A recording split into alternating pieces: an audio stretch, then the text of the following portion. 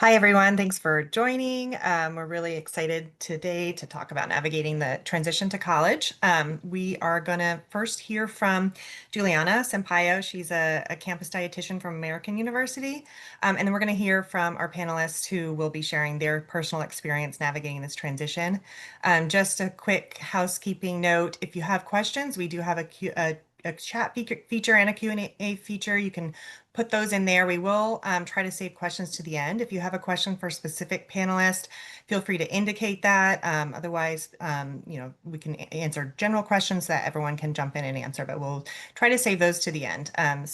We'll have Juliana kick it off, talk a little bit about the campus perspective, supporting individuals who come to campus with special diets, PKU specifically. Okay, thank you for that intro, Sarah. Hi, everyone. I am Juliana Sampaio. I'm the campus registered dietitian at American University in Washington, D.C. I'm really excited to be with you all today. I just have a couple of slides to share, very generic, but just wanted to kind of talk a little bit about my role as a campus RD and some of the things that I come across with our student population, and then things that we look for and want to keep in mind when we are working with a student that may have specific needs like PKU. So I'm just going to share my screen real fast here.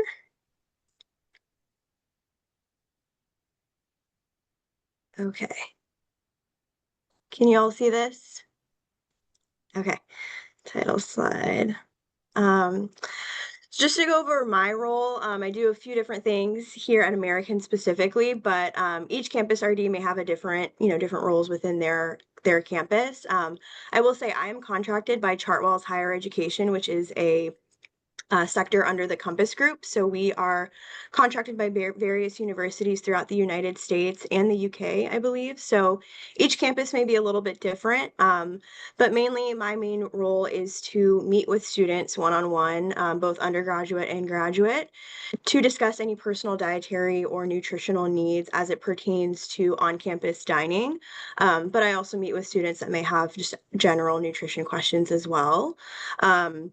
We do a lot of on-campus wellness initiatives as well. So one of the things that we do specifically here, things like feel-good foods. So we're highlighting certain foods each month, ways that students can incorporate them, and usually we'll have some sort of DIY event or feature them in our dining halls as well. We work really closely with on-campus services, specifically our Student Access Center, Student Health, and then our campus for well-being. So that's for mental health support. And they may refer students to me. I may refer students to them if needed. But I work really closely with those groups, and our Student Access Center, we call it ASAC here.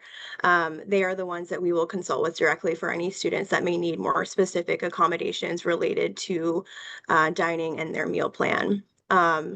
And another collaboration that I engage in pretty frequently is with our culinary team for menu planning. So we want to make sure that there are, a variety of options offered throughout our dining hall, but also that we have nutrition standards that we are expected to meet. So I'm the one kind of surveying those menus, making sure that that's up to par. And if there are things that need to be changed or modified, I will do that as well in collaboration with our culinary team. We also have a lot of associates that work within our dining program, so I'm also responsible for training them, making sure that they're up to date with things like allergen and any sort of dietary restriction. They know how to navigate that when they're engaging with students as well. So as it relates to PKU and other needs that may require more specific accommodations as it relates to dining. Like I said, we collaborate very closely with our Academic Support and Access Center, also known as ASAC here. Each campus may have a different name for that. But if a student is seeking more specific accommodations, we typically recommend that they go through ASAC first, and they will get set up with an advisor there. And then from there, I get connected with them. So usually we'll have a nutrition consultation where we're assessing that student's needs, determining any preferred or safe foods that we can accommodate within our dining program, or ones that we may not be able to. And then from there, we kind of discuss those appropriate accommodations. So for that to happen, we do require documentation to be had by the student from their medical team, and that just helps to inform what their needs may be, how to provide that, and if there's any extra or additional things that we may need to purchase for that student, we know what those items may be. So for someone with PKU, that may be a specific formula.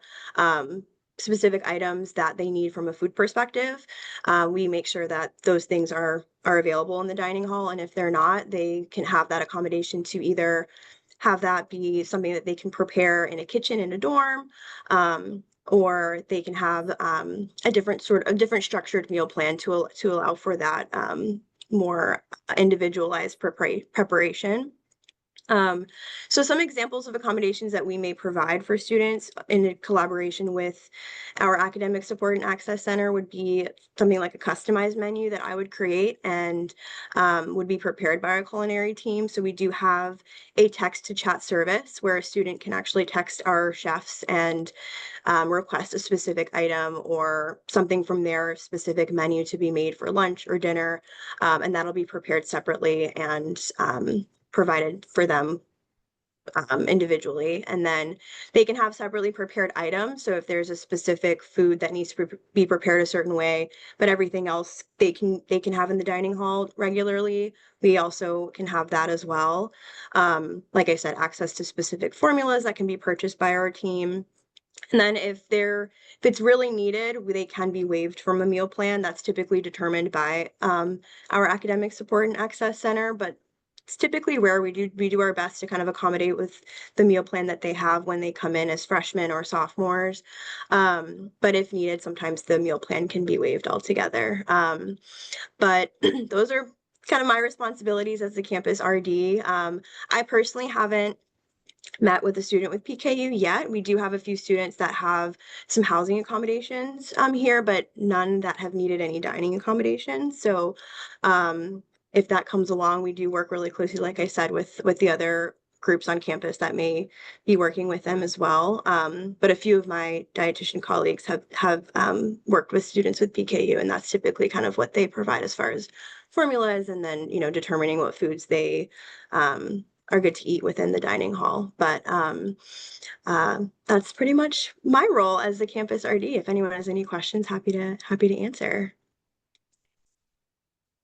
Great. Like I mentioned, if you have specific questions for Juliana, you can feel free to put them in the chat and or the Q&A, and we will make sure to circle back to those. I'm thinking, some questions that might come up, multiple panelists might be able to speak on also, so we'll save those to the end. Thank you so much for sharing that information. So we're just going to go down the line on my list of panelists. We're going to hear from James, and James attended Willamette University in Salem, Oregon, and he's going to talk about his experience, kind of what he considered both when choosing schools and his experience on campus. Hi, James. Thanks, Sarah. I guess to talk a little bit about my journey and, talking about going into an independent state, right? I initially applied to 5 colleges. I had narrowed it down to 2, and just for full transparency, it was Willamette and Whitman. So in the Pacific Northwest, I'm originally from Portland. So I kind of wanted to be a little bit closer to home just in case food was going to be a worry. But what I decided for that specific case is that pretty much these 2 schools were inseparable. I just wanted to know how they would cater to my diet. And I realized that might not be a popular take to choose a school based on how they cater, but 3 meals a day, to me, it was important. And so I initially reached out to the head chefs for both Willamette and for Whitman, made the drives out there from Portland down to Salem, from Portland to Walla Walla in Washington. And I started with Whitman, and the way that conversation went, I could kind of tell that the head chef wasn't going to be able to cater.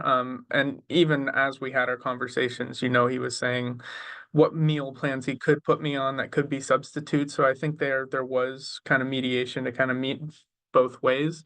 But ultimately it wasn't what I was looking for because there was no consideration for prepping the low-fee diet or any portion of what I could provide, which is something that I grew accustomed to with 18 years of being on PKU.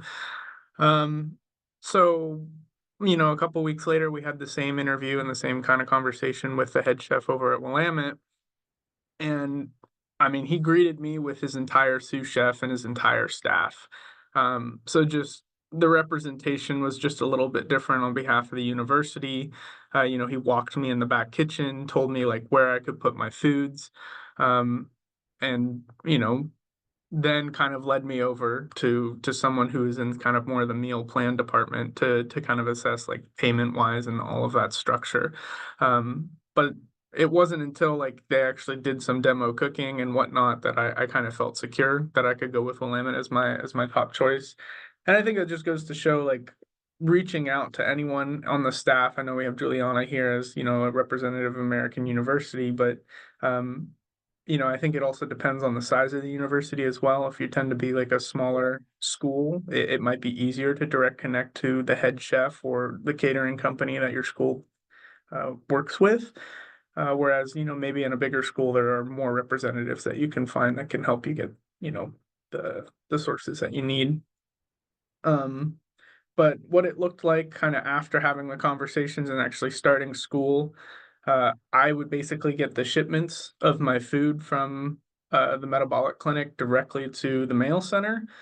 Really, the only big task I had was carrying those big boxes from the mail center to the kitchen, which I think like around my first semester, I ended up talking with the kitchen and just saying, I am carrying large pounds of food from one to the other. And in the instance where the kitchen isn't open, then I have to carry it back all the way to my dorms. So just setting up some sort of process between the kitchen and the mail center to understand like, hey, this is a big box. It's most likely food. It's coming from Cambrooks or it's coming from Nutricia or whatever. And, can you just redirect it to the kitchen? So, you know, I think the moral of the story is whoever you reach out to and whoever you try and have those initial conversations with, they're going to be helpful to the best of their ability because they want you as a student in their university. And so hopefully that's helpful. Happy to answer any questions on that. Great. Thanks, James. I love that. Love the tips even for logistics of how to get the mail, which is not normal mail all the way to the kitchen.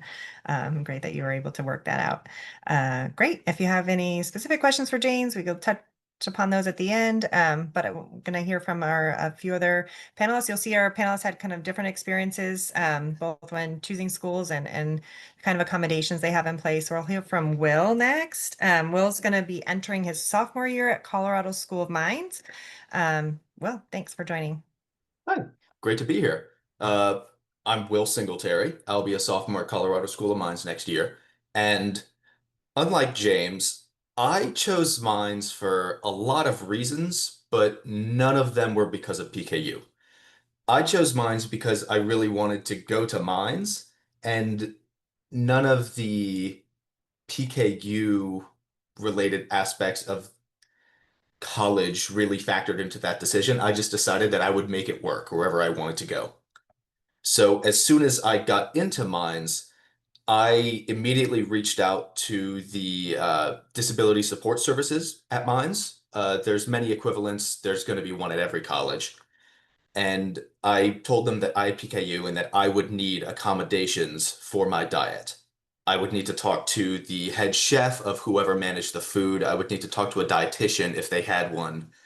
I asked for the works, and they really quickly put me in contact with the people who I needed to talk to.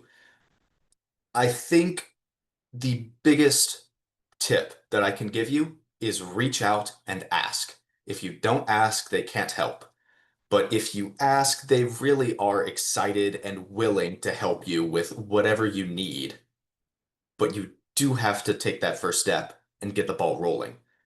So after I contacted DSS, they immediately put me in contact with the campus dietitian and the head chef of Sodexo, the service that Mines uses for their meals.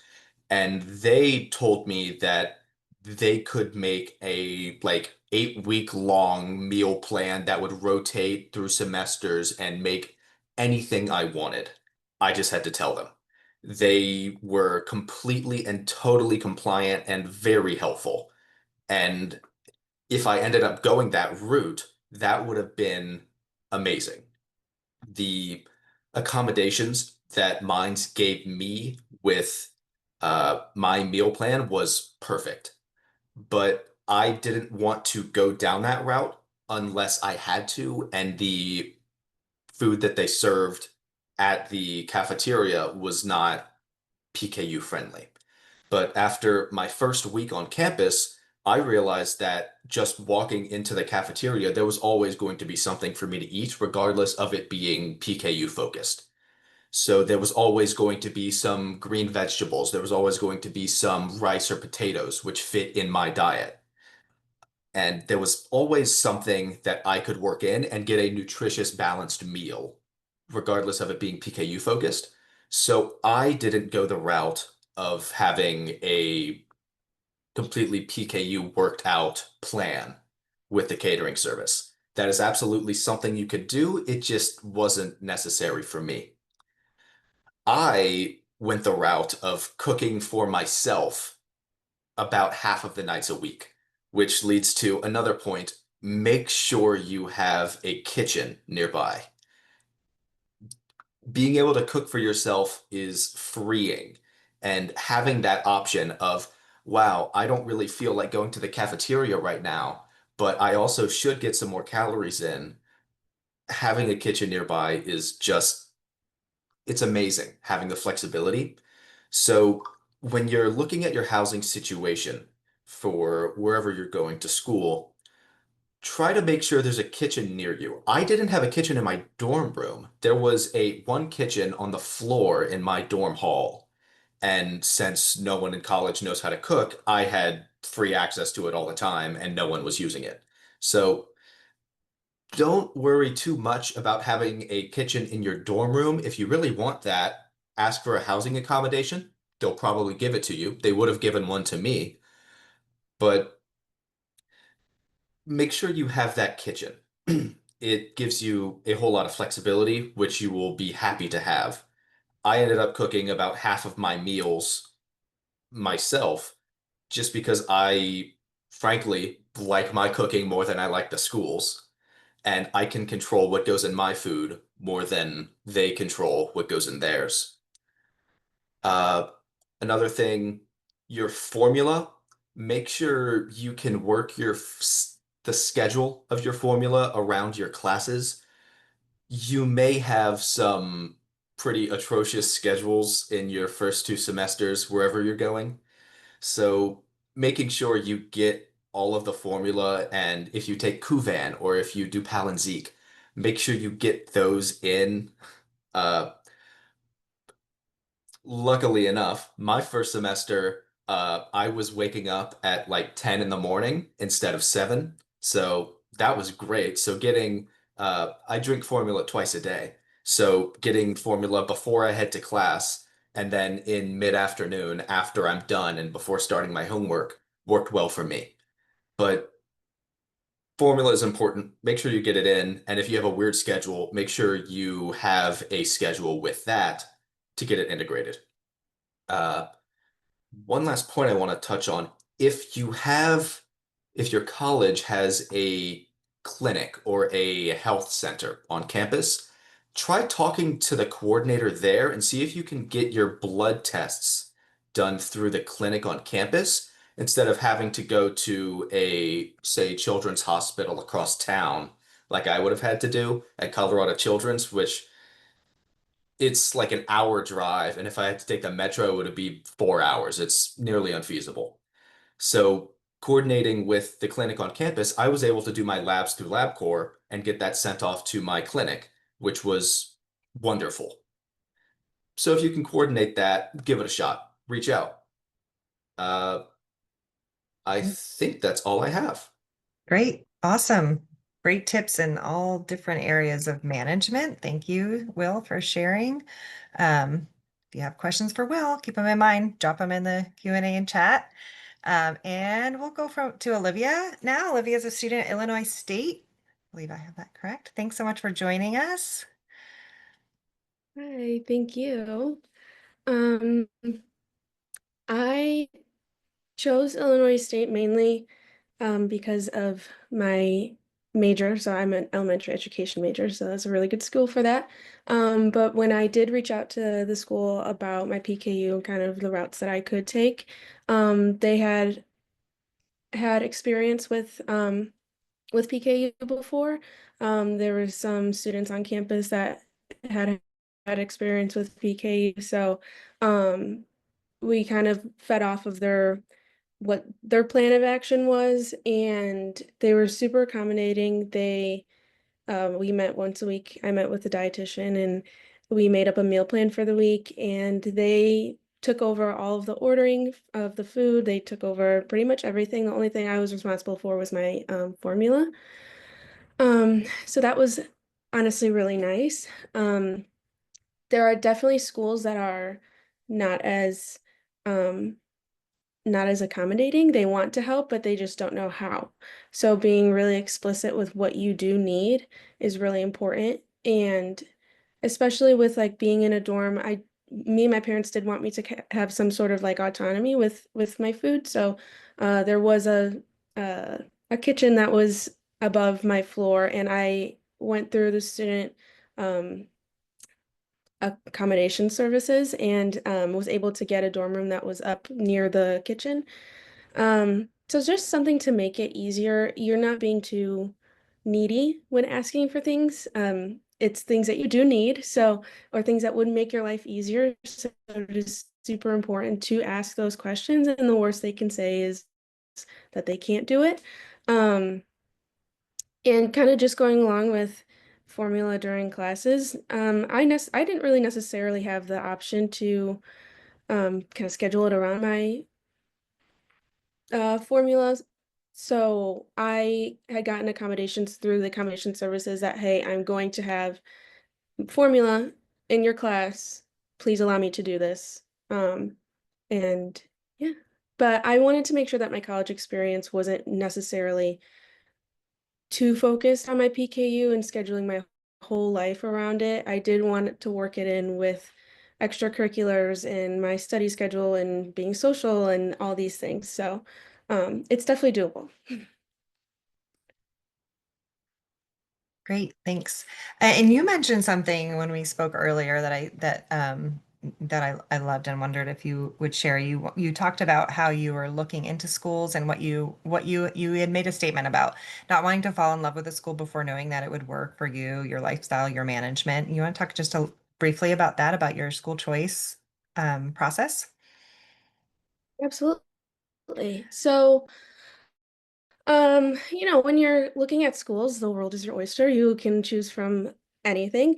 Um, and my whole thing was the first question that I asked when I was looking into school, and I knew that they had, a program for education, is that are they going to be able to accommodate me? So the first thing I did was I reached out to the food services of the university, and I was like, hey, can you point me in the right direction of who I could talk to about this? I wanted to make sure that they were able to comfortably accommodate what I needed and kind of make a plan with me before I looked into the rest of the campus and the rest of the school, just because I didn't want to. My other options, I was looking at Illinois State and Western Michigan were my last two kind of schools. And I wanted to make sure that I could get those needs met as well as possible before I looked into that campus and said, oh my gosh, I love it here.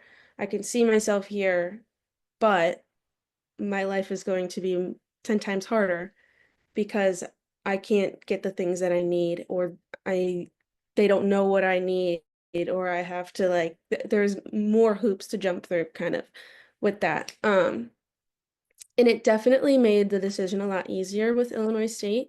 Um, and it was kind of like, am I able to fend for myself in a way that like I'm making my own food, the dining center's not as involved, or can I just be as hands off as possible and have them deal with it? Not deal with it, but like have them help me out through that. So it definitely was a big playing factor in choosing that. Great. Did you consider that before applying, or it was after kind of you had gotten acceptances and were choosing where to accept? So when applying, I was looking at, you know, what was on their website. So if they say they have dietary restriction accommodations, they'll say it on their website. You'll be able to add. There are some schools where I can't find it, so I'm going to email them and see what they can do, and then I'll apply for it. If it was a school that was like Illinois State, where I knew that they had kind of accommodations for, like gluten-free, celiacs, things like that, I knew I had a better chance of applying there, getting in, and then being able to talk to them, than schools where I had to dig. Yeah, makes sense.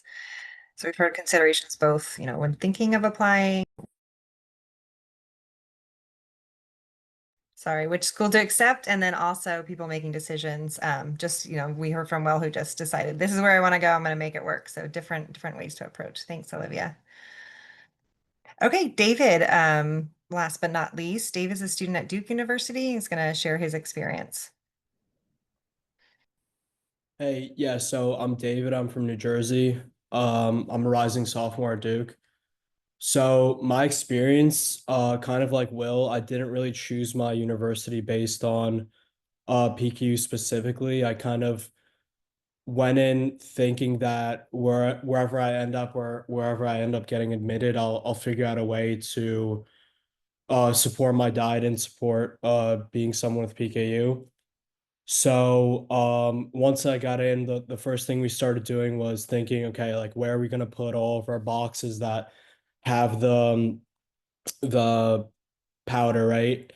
Um, we reached out to our my school's disability center. So they were very helpful.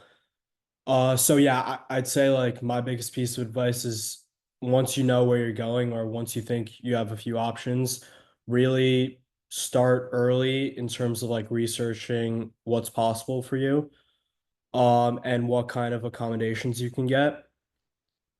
Um, in my case, I didn't really use my kitchen a lot. I found that we had a lot of food options that were pretty like low in protein, like starch diet, um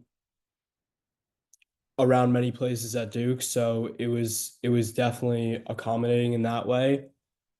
Also I'd say I think a big aspect is like the social aspect of being someone with PKU and having meeting new people, and that could be isolating in the first few weeks, but I think it's really important to just make sure like you're around people you're comfortable with and you explain that this is my condition and this the things I have to do. And from my experience, people have been really supportive.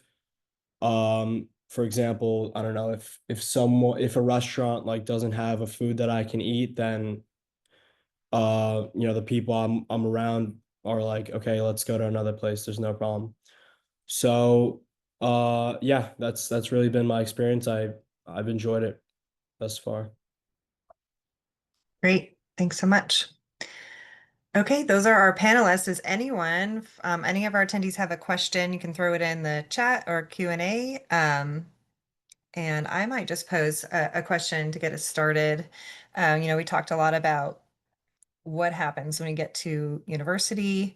I'm wondering if anyone on the panel has tips for individuals, what they might keep in mind, what you maybe wish you had done or known, or what set you up for success even before you made that transition. So while in high school, was there anything when you got out on your own, you figure like, oh, I should have paid more attention to how to cook that favorite meal of mine or anything like that? Any tips and tricks for kind of even starting earlier before making that transition?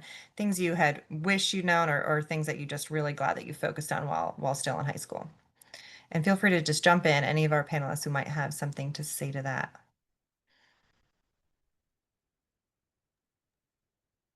Mm.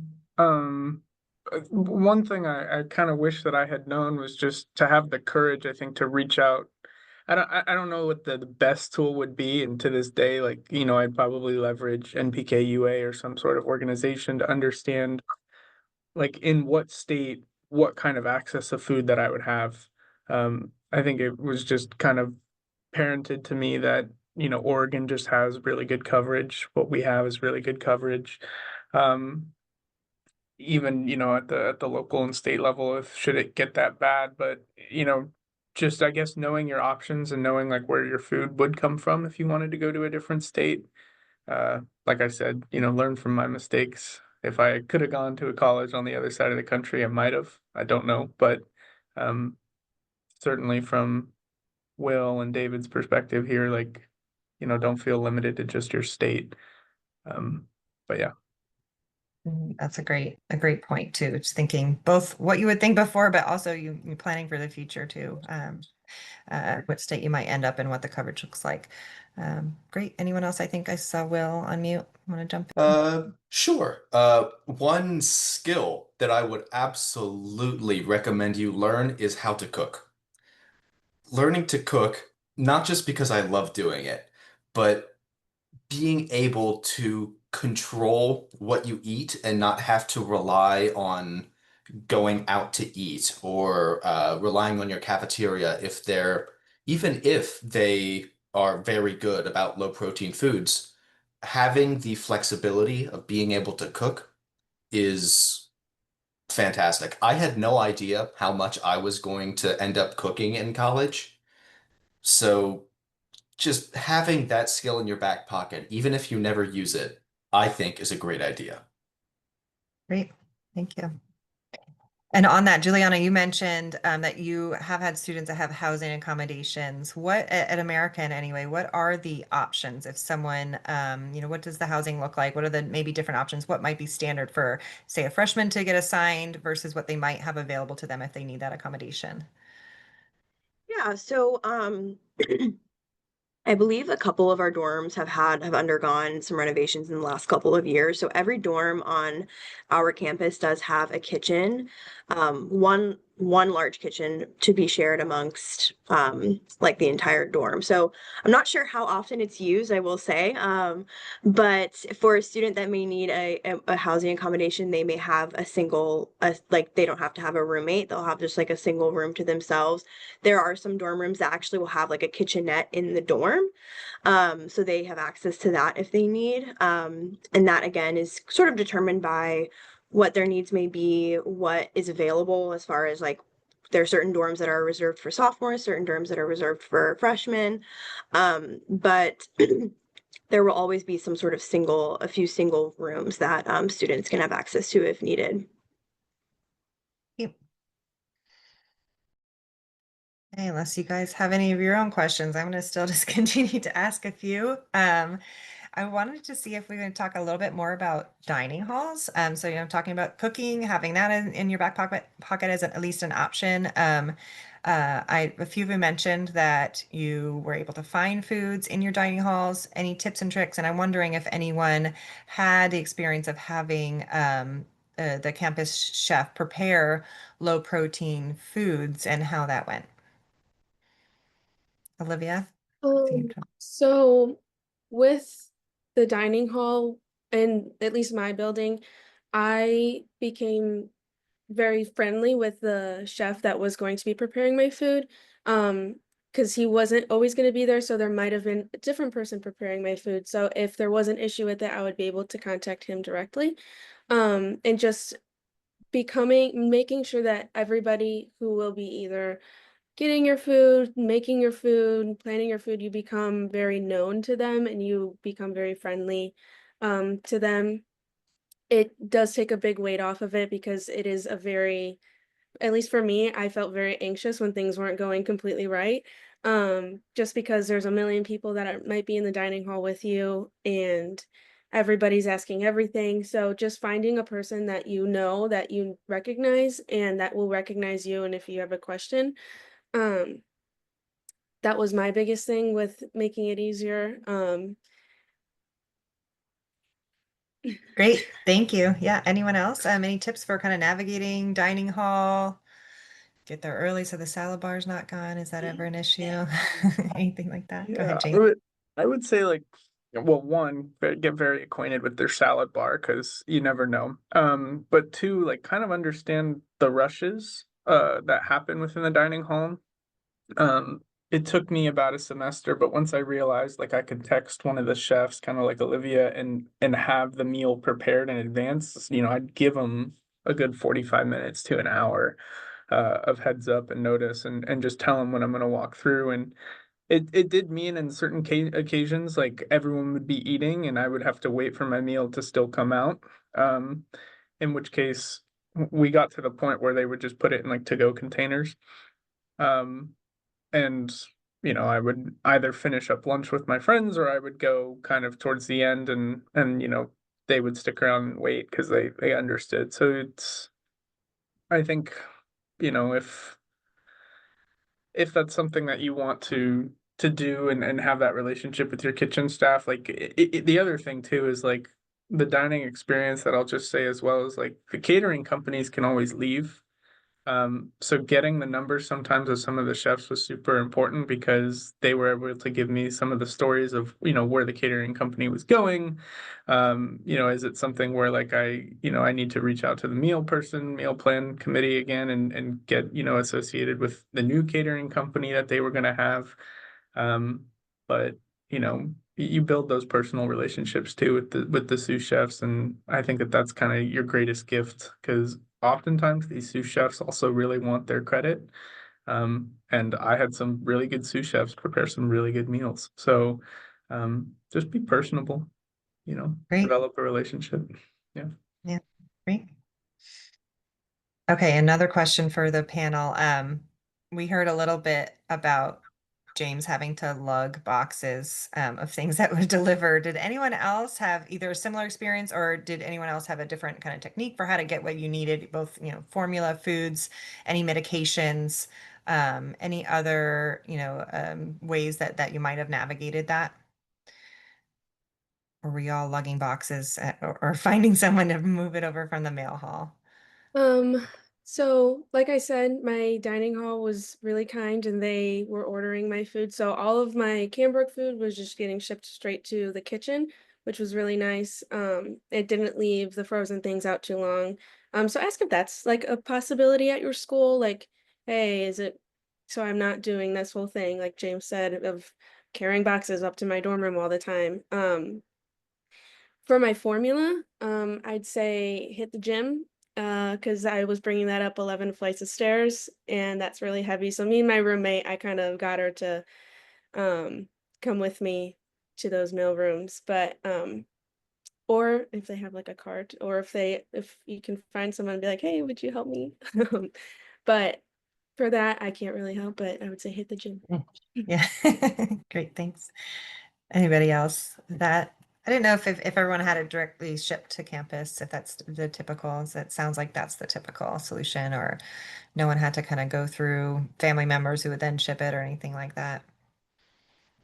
I could speak a little bit on this. I actually didn't ship any of my boxes. Um, Basically, on move-in day, we brought in like a lot, right? And we just put them under my bed, and that basically lasted like 5 months at least until um the first semester was over. So yeah, I guess that Yes, worked for planning me. ahead. I never had to deal with the mail office. Okay, great, yeah. Okay, no questions from our attendees. Nobody wanted to know anything more about our panelist experience. I'll ask one more question and we'll wrap it up unless more questions come in. I think here. So we talked briefly about, touched upon, I think Will talked about how kind of they threw every accommodation at you. I'm wondering if anyone took advantage, either needed or just offered and had as a backup any accommodations for classrooms above and beyond food management, those types of things. Olivia mentioned drinking formula in class. Any academic accommodations or anyone that even if you didn't use an academic accommodation on your campus, were you told by by the departments there what was available to you? And if you want to just give a brief overview for everyone listening, what some examples of other accommodations above and beyond eating, formula drinking might be available. Yeah, so I actually was able to get an accommodation for extra test time on exams. That's just because sometimes, just some days, I'll wake up and just be super foggy and can't get through an exam. Um, Fortunately, I think I've used it only a couple times, but it was really nice to have just in my back pocket. Along with that, just if I just need college professors, they'll let you go to the bathroom. You don't even have to ask them. But if I need a break, that was also in there. It was super easy to get. But yeah, so I just had those Great, extra. great. Well, I think you unmuted. You do Sure. have. So with mines, through my contact with the DSS, the Disability Support Services at Mines, and the kitchens, I think somewhere in the mix they kind of got confused and gave me every accommodation they have. So I have the option of having extended testing time. I can move my testing date. I think I can turn some assignments in late and a couple other things. So it seems like if you convince them you need them, you can get the breadth of academic accommodations, whatever your school offers. I haven't needed to use any of them. Uh, Honestly, I feel like it would be disingenuous to use them. But if you need them and you feel like you do, please do. They will give you accommodations if you ask for them. Great, PKU is a thing, and people have off days. Just let them know. great. Anyone else or any panelists have anything to just add that we didn't touch upon before we wrap up today? Fine if you don't. Sorry. Um, I would just say that in college it is a humongous transition. Yes, PKU is a thing that you're going to have to deal with, but it's not the whole point of why you're there. You're there to learn focus, find somewhere that you could get all these accommodations and somewhere where you can, become friendly with all these people so that your life is easier. So, like, I was so terrified my freshman year to even meet people because I was like, I'm gonna have to explain this whole thing and it's just gonna be like this whole thing, basically. But then as the year progressed and as my time at Illinois State progressed, it was much easier for me to accept that, hey, yeah, this is something, but I'm also this a whole other person. So don't let it stop you from clubs, like extracurricular, anything. I was a part of a sorority. They were more than willing to help me out with accommodations with living in the house, and things like that. And it honestly made my life like so much bigger, kind of, and kind of managing it while being a regular college student. So that's all I'm gonna say. Great. Thank you. I love that. Anybody else? James, were you? Yeah, Go ahead. just in the context of university, I think it's really big to kind of know the size of university that you're talking to. Like I mentioned before, if it's big, if it's medium, if it's small, I think to date they still kind of cater and things have changed, and the 8 years it's been since I, started that journey of doing it more independently. So I think there's just more options out there. So, always feel free, like, even if you think it's someone who might not be correlated or, have a position within the food room or within, the diet, the meal plan arena, they can always redirect you. So, like, it doesn't always hurt to ask. And yeah, it's college is one step, the second step is being your own person as well, too. So, as much as you want to try and understand the college dynamics and how that works. So, the second step is your own life, right? And I think that kind of plays into being able to understand like insurance, being able to understand, claims and stuff, because, there might be instances where you do have to fight for your own rights to have your PKU diet. So um that's just kind of my saving grace thoughts for you all. But yeah. Great. Well, thank you. Thank you all for coming, sharing your experience, and giving so many helpful tips and things for people to think about. Really enjoyed learning from you today, and we'll wrap it up there. Thanks again. And we will post a recording on the website so other people can listen in and learn from you all as well.